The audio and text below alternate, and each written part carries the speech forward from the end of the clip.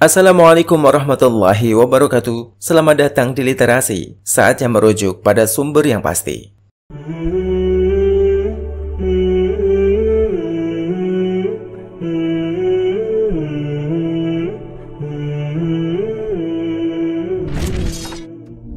Bicara soal umur, tidak ada satu manusia pun yang tahu dengan pasti berapa sebenarnya jatah umur masing-masing dari kita. Maka ketika seorang muslim meninggal dunia, tiada hal yang bisa dilakukan di dunia melainkan mendapatkan perlakuan selayaknya manusia meninggal pada umumnya. Mulai dari dimandikan, disolati, hingga dimakamkan.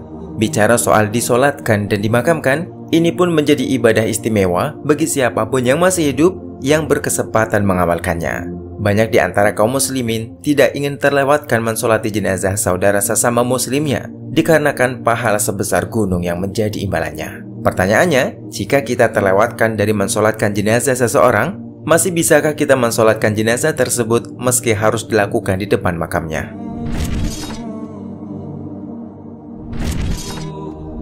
Sebelum membahas sholat jenazah di depan kuburan, satu penegasan yang harus kita fahami adalah bahwa secara umum, sholat menghadap kuburan hukumnya tidaklah boleh. Ini adalah pembahasan sholat secara umum. Nabi SAW pernah menegaskan, Al-ardu kulluha masjidun illal maqbarah wal hammam. Bumi semua bisa dijadikan tempat sholat kecuali kuburan dan kamar mandi. Dalam riwayat lain dari Abu Marsad Al-Ghanawi bahwa Rasulullah SAW bersabda, La tusallu ilal kubur wa la tajlisu 'alaiha.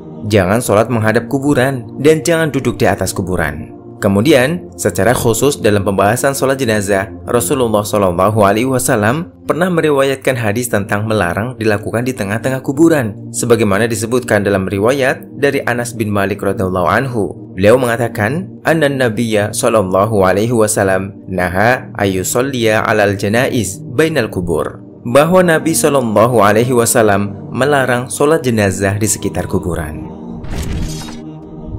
Akan tetapi, di samping beberapa hadis yang melarang, terdapat beberapa hadis yang menegaskan bolehnya melakukan sholat jenazah di kuburan. Di antaranya, hadis dari Ibnu Abbas radhiyallahu anhuma, bahwa ada orang yang meninggal dan dimakamkan para sahabat di malam hari tanpa mengabari Nabi SAW. Padahal ketika sakit, orang ini sering dijenguk oleh Nabi SAW. Di pagi harinya, mereka baru memberitahu Nabi SAW. Mengapa kalian tidak memberitahu saya? Tanya beliau. Malam hari, gelap, kami khawatir akan merepotkan Anda, jawab para sahabat. Ibnu Abbas lantas melanjutkan ceritanya, lalu beliau mendatangi kuburannya dan mensolatinya. Kami menjadi makmum dan membentuk shaf di belakang beliau. Saya termasuk di antara mereka dan beliau bertakbir 3 kali.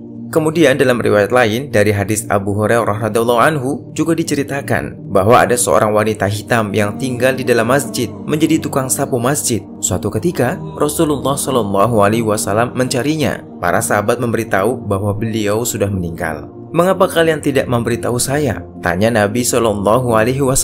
Seolah para sahabat menganggap orang ini biasa saja. Tunjukkan padaku di mana kuburannya, pinta beliau SAW. Kemudian beliau mendatangi kuburannya dan sholat jenazah di sana. Lalu beliau bersabda, Inna hadhil kubura mamlu'atun dhulmatan ala ahliha wa inna Allah azza wa jalla yunawwiru halahum bisolati alaihim. Kuburan ini dipenuhi dengan kegelapan bagi penghuninya. Kemudian Allah Ta'ala meneranginya dengan sholatku untuk mereka.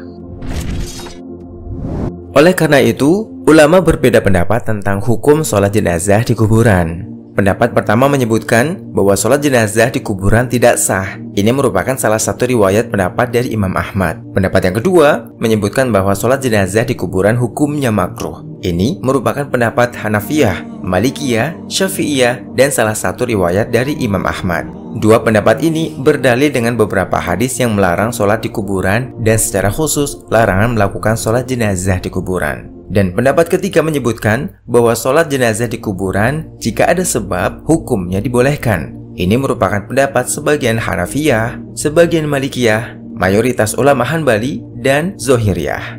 Dari ketiga pendapat ini, yang lebih mendekati kebenaran adalah pendapat yang ketiga, bahwa sholat jenazah di kuburan hukumnya dibolehkan. Dengan alasan karena semua praktek Nabi Shallallahu Alaihi Wasallam berupa sholat jenazah di kuburan yang beliau lakukan bersama para sahabat menjadi pengecualian terhadap larangan dalam beberapa hadis yang telah kita sebutkan sebelumnya. Sehingga kita bisa mengamalkan semua hadis dengan memposisikan masing-masing sesuai porsinya. Hadis yang melarang sholat di kuburan dipahami semua sholat selain sholat jenazah, sementara praktek beliau sholat jenazah di kuburan dipahami sebagai pengecualian. Alasan kedua, bahwa hadis dari Anas bin Malik bahwa Nabi Shallallahu Alaihi Wasallam melarang sholat jenazah di sekitar kuburan. Hadis ini memiliki beberapa redaksi. Di antaranya umum, bahwa Nabi Shallallahu Alaihi Wasallam melarang sholat di antara kuburan tanpa ada tambahan kata jenazah, dan ini riwayat yang umum. Sementara tambahan kata jenazah yang melarang sholat jenazah adalah riwayat yang ganjil, menyelisih umumnya riwayat lainnya. Dan alasan yang paling terasa adalah praktek para sahabat, di mana beberapa sahabat sholat jenazah di kuburan. Ini menunjukkan bahwa mereka memahami praktek Nabi Shallallahu Alaihi Wasallam sebagai dalil bahwa itu diperbolehkan.